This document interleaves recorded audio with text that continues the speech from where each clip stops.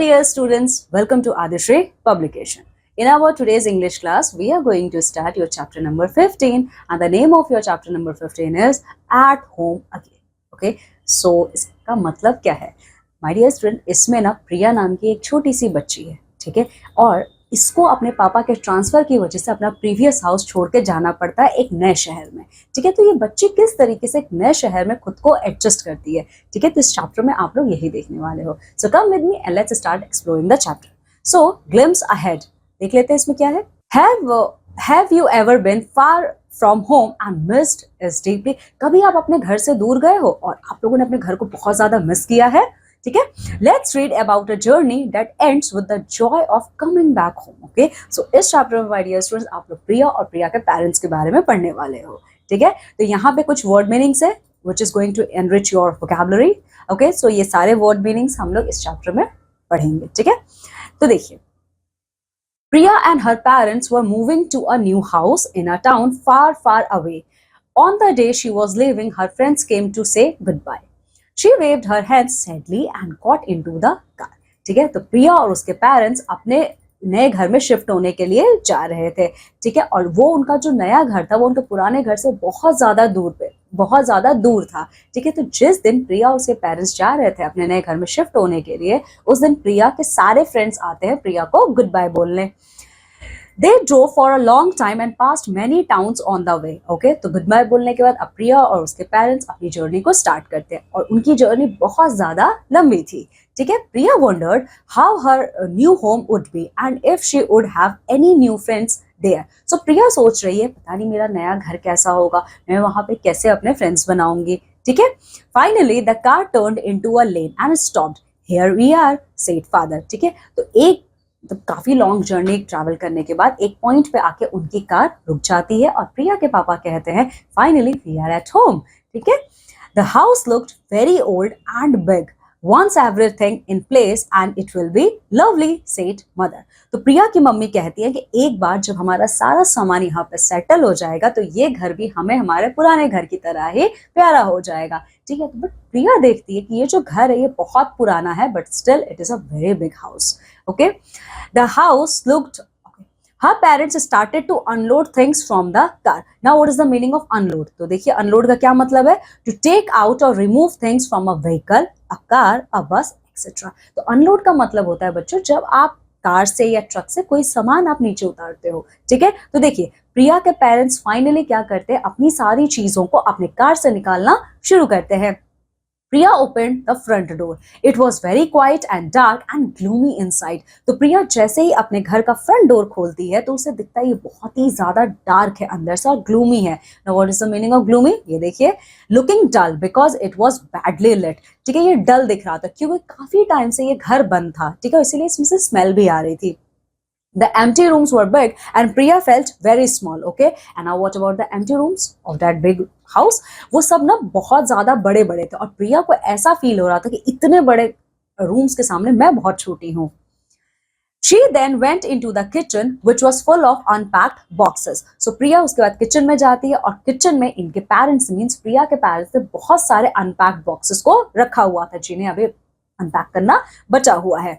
There was a door on the other side. और kitchen के दूसरे तरफ एक दूसरा गेट भी था। प्रिया opened the door and looked outside. तो प्रिया ने किचन के जो सेकंड साइड में जो सेकंड गेट था हमारा उसको वो खोलती है। तो जैसे ही वो उसको खोलती है तो वो बाहर देखना शुरू करती है। प्रिया को वहां पे कुछ दिखता है, क्या, चलिए देखते हैं। There was a big garden full of beautiful flowers. ठीक है, तो किचन के पीछे क्या था, जस्ट एक किचन के पीछे बहुत ही बड़ा सा गार्डन था, उसमें बहुत ही ब्यूटीफुल फ्लावर्स थे। As she looked around, she spotted an old basket beside some rocks in the far corner of the garden. तो प्रिया और ज्यादा जब गार्डन को एक्सप्लोर करती है तो उसे दिखता है एक छोटा सा पुराना सा बास्केट है।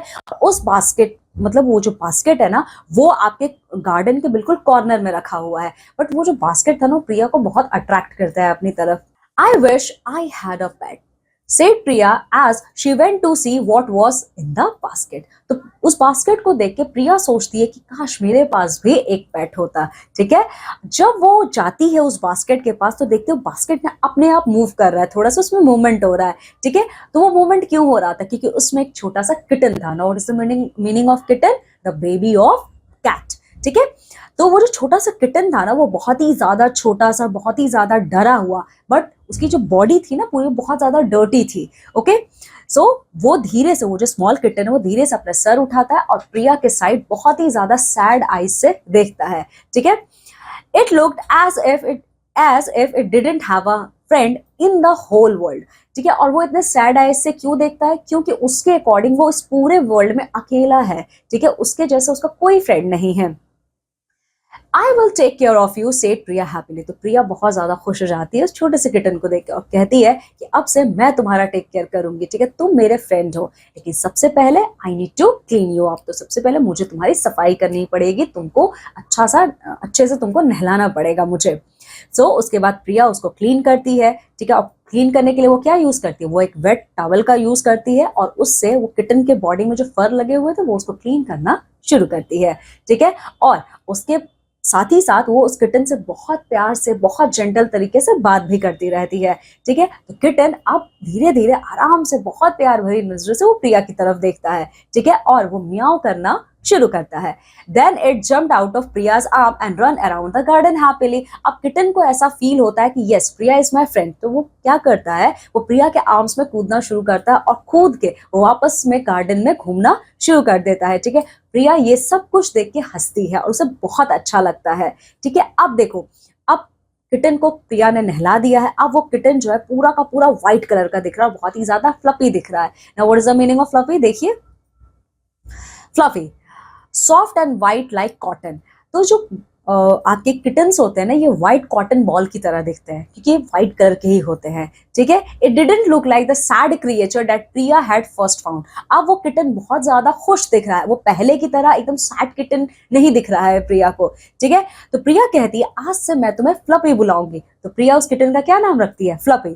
ठीक है, और प्रिया ये बात बोलने के बाद उस किटन को अपनी गोद में उठा के अपने घर के अंदर लेके जाती है। तो जैसे ही वो किटन प्रिया के घर में जाता है तो वो यहाँ वहां सीढ़ियों पे खेलना शुरू कर देता है। ठीक है, अब वो जो घर जो पहले प्रिया को बहुत ज्यादा डल डार्क लग रहा था, अब वही घर प्रिया को बहुत अच्छा लगने लगता है। ठीक है, by now most of Priya's thing were in her room. और अभी तक, जब तक प्रिया ये सारा काम कर रही थी, किटन को क्लीन कर रही थी, किटन को खाना खिला रही थी, तब तक प्रिया के ज्यादातर सामानों को उनके पेरेंट्स ने प्रिया के रूम में ले जाके रख दिया था। ठीक है, प्रिया का रूम बहुत ज्यादा ब्यूटीफुल दिख रहा था। ठीक है, और ये सब कुछ देखने के बाद प्रिया विश करती, काश मेरे ग्रैंडपा यहाँ पे होते, ये हमारा इतना ब्यूटीफुल सा घर देखने के लिए।